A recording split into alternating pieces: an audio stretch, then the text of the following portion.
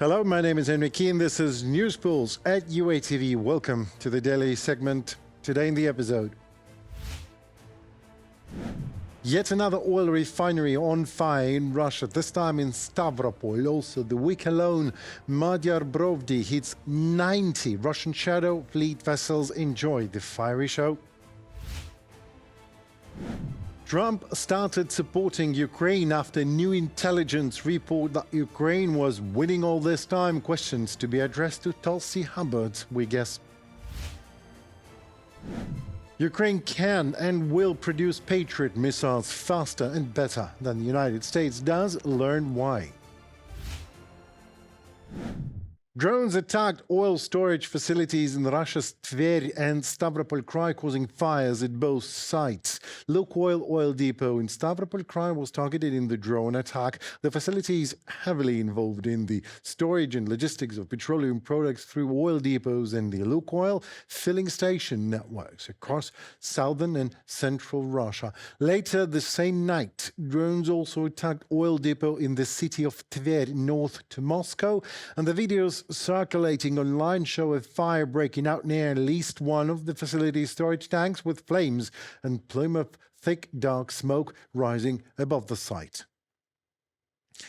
The hunt for Russia's shadow fleet continues. Updated intel for you: 105 ships were destroyed in the past 8 days. Unmanned forces of Ukraine last night struck another 15 vessels that belong to the Russian Federation's shadow fleet.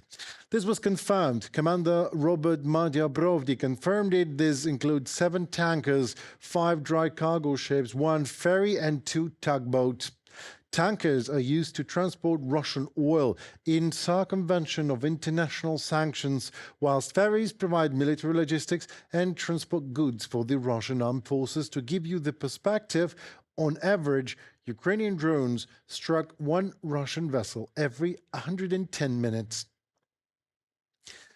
United States President Donald Trump has been impressed by the strike capabilities of the Ukrainian armed forces, which has led to a positive shift in his comments regarding Ukraine. This is discussed in the article in the Wall Street Journal. The authors of the article emphasize that the United States president spoke highly of Kyiv's ingenuity and the country's capabilities in the field of long-range drones at the NATO summit in Ankara during a meeting with the Ukrainian President Zelenskyy. The publication also notes that against the backdrop of Ukrainian attacks, the Russian public is also increasingly calling to end this war.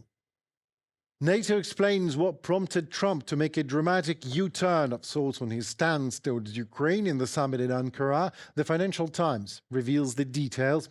One of the alliance's officials stated that the answer is extremely simple. Trump loves winners, and Ukraine has recently begun to win. And quite obviously, intelligence provided the U.S. president with the latest information of the course of the war, after which he changed in attitude. Ukraine is now seizing the initiative. At the same time, Trump believes that Putin is now facing mounting problems due to Ukraine's superiority in drones, the problems that Russian dictator just refuses to acknowledge. Yes, Ukraine can and most likely will produce American Patriot missiles faster and better than America will. And that has nothing to do with doubts that America cannot do it. Of course, America can do it. It just will not, as it does not simply have any urgent existential necessity to do so, while Ukraine has exactly that, urgent and existential necessity. And that necessity is the mother of our invention here in Ukraine, as simple as that. Republican Congressman Michael McCaul believes that Ukrainians are capable of setting the production of interceptor missiles for Patriot faster and even more efficiently than American manufacturers. He stated this in an interview with Bloomberg when asked if Lockheed Martin would agree to transfer the technology. The congressman gave the interview during a visit to Ukraine. According to him, the Ukrainian military briefed him on domestic drone developments as well as the successes of the defense forces in liberating territories occupied by Russia. I think the Ukrainians can do it, produce missiles for Patriot faster and perhaps even better. So Lockheed has something to learn from the Ukrainians regarding their own interceptors, how to improve them, how to manufacture them faster. Michael McCaul, Republican U.S. Congressman. American defense companies, including Lockheed Martin, may support transferring the right to independently produce Patriot missiles to Ukraine following Trump's statement regarding readiness to grant Kyiv a license to manufacture these systems. Today in Paris, Volodymyr Zelenskyy and at least 25 leaders of the coalition of the willing countries has discussed the defense of Ukraine against Russian ballistic missile terror.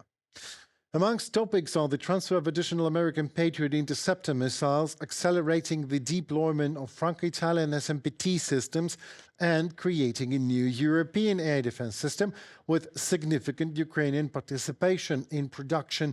Participants also has discussed future security guarantees, the fight against Russia's shadow fleet, and joint weapons production. France allows for the announcement of new bilateral agreements and conducting joint military exercises even, however, not on Ukrainian territory.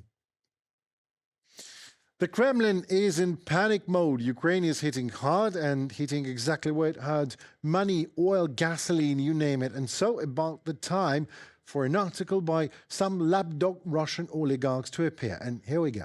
An article by Russian billionaire Melnichenko, a representative of the so-called Russian elite, was recently published in The Economist, where Melnichenko is doing his Russian best to present it as something new in Russians' position on the Russian-Ukrainian war. But is it really so? Well, let's start and end actually with the fact that in the text of the article, Melnichenko mentions nuclear danger, and 6 times. The mere mention of nuclear risks is not a violation of logic. No, such a risk is indeed present, and always was actually, since the date nuclear fission was discovered. But the violation of logic by Melnichenko occurs when he tries to strengthen the persuasiveness by simply intimidating the reader instead of actually persuading them. Melnichenko reasoning is as follows: weakening or destabilizing Russia could increase the risk of nuclear catastrophe. A nuclear catastrophe would be terrible. Therefore, pressure should not be exerted on Russia. But such a conclusion does not follow from the above-mentioned premises at all, and the point is not only that there are well-known cases when nuclear powers lost wars to non-nuclear powers, but no nuclear catastrophe occurred, for example, after the USSR withdrew its troops from Afghanistan or the United States from Vietnam. Well, the truth about Russia in general and pocket Russian oligarch Melnichenko lies in the well-known fact that the author of the article is trying so hard to hide. The fact is that whoever has truth on their side simply does not need to threaten the world with nuclear destruction.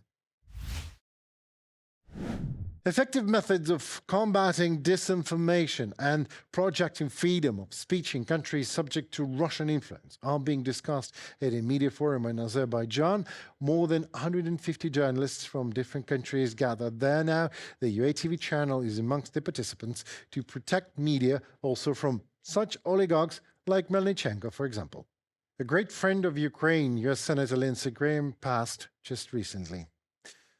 Lindsey Graham was born in central South Carolina, faced early tragedy, actually, when both of his parents died within 15 months of each other when he was a young adult, leaving him to raise his younger sister. Graham served more than 6 years in active duty as an Air Force lawyer before joining the Air Force Reserves, ultimately retiring at the rank of colonel.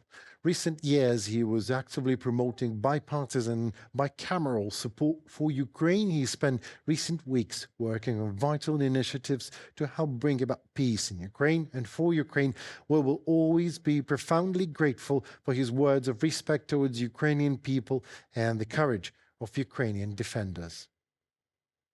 Deeply saddened by the news of the passing of U.S. Senator Lindsey Graham, Lindsey was a true defender of freedom and the values that make our world a safer place. He visited Ukraine 10 times during the years of Russia's full-scale invasion and was here, together with our people, when it was needed most. We were in a constant dialogue that I will miss. Just this past week, we met twice. We express our condolences to Lindsey's family, his loved ones, and everyone who had the honor of working with him. Volodymyr Zelenskyy, President of Ukraine, on X.